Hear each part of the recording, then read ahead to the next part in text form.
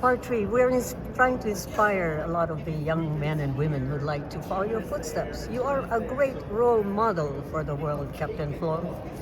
Now, So, tell us a little bit about your family and what were you like growing up? well, listen, I was born in France. I was adopted, so I was already chosen by two individuals who wanted to raise me. So that's a huge honor, and that's one I do not take for granted. But I grew up with people that love me. It gave me opportunities to be myself. Maybe I was a little bit too crazy growing up. I had a lot of energy, to just say that. But I grew up with a family that really believed that you need to go out there and test out things, learn how to fail, learn how to get back up, understand these lessons, and really develop and grow. And so I wasn't sheltered in a way. I wasn't protected in a way that didn't allow me to be creative. And I think that played a massive role in my youth. But probably other things that really shaped me is, to be honest with you, is living in different countries. Lived in Spain, lived in France, and the United States. So different cultures gave me a new perspective, a little bit more appreciation in regards to diversity, and in sports. The element of sports, judo for many years, soccer, running track in high school and in the University of Maryland. All these experiences, all these challenges, the hard work behind the scene that no one's watching, the discipline, the integrity that you learn, it really helped me develop my character. That played a very key role on top of everything else that I learned in the military, and now plays a really significant role as well in my professional career. But for me, if I had to give a word of advice to any of these young men and women out there who are trying to figure out what they can do, the impact they can bring in their own community, in their own environment, in their own lives, I will say this: make decisions. I would say do not dwell on the failure aspect of it. Failure is growth. Failure is experience. Failure is a lesson. I've failed over and over and over again in my life, and I've learned more from my failures than my successes. I do not fear failure. I fear the inability to take an opportunity and take a chance on to see what I can do with it.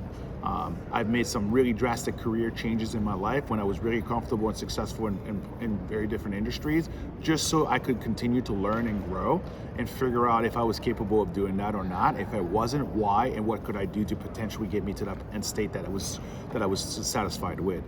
And so, for all you living in the United States of America, specifically coming from an immigrant, this country is not a free handout. This country, though, is the only country personally that I believe in the world that really gives you the opportunity to go as high as you want if you put the effort into it, if you take risks, if you have the courage to go out there and put yourself in uncomfortable situations and then make the most of it, learn as much as you can.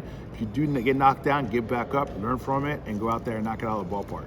I come from food stamps and what the Paris Match wrote in the ghetto of Paris into the White House.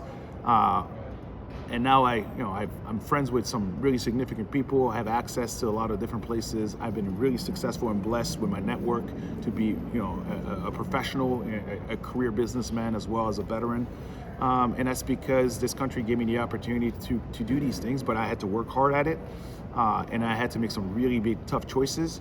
And I had to trust in myself, and I had to really learn from my mistakes. Yes, at what age did you realize you wanted to become a soldier? And what for you is a soldier? I realized I wanted to be a soldier probably at the age of 12 years old after my uncle was killed by a terrorist organization in 1996. 9/11 cemented that plan. And for me, soldier is about service. And it's not service just for flag or country, it's about service for individuals. Probably the most important aspect of the military, the United States military, where I think is unique to the world, is that you can come from anywhere in the world. Your native language can be different than English. You can have a GED or a master's degree. You can be from whatever religion or in God you believe in, and you're going to be put in this environment where you have to work with each other.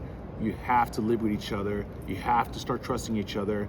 And what it leads to, specifically in a combat situation, is you're going to find a completely new understanding of where these people who are very diverse background come from. You're going to start to love them for it, and you're going to put your life on the line day in, day out, night in for these individuals. So someone you might never want to associate with on the civilian side because they're completely different than you, completely different background, and you think that you have no commonalities, might become the best man or the man of honor at your wedding because of the service that you've gone through together in the military. So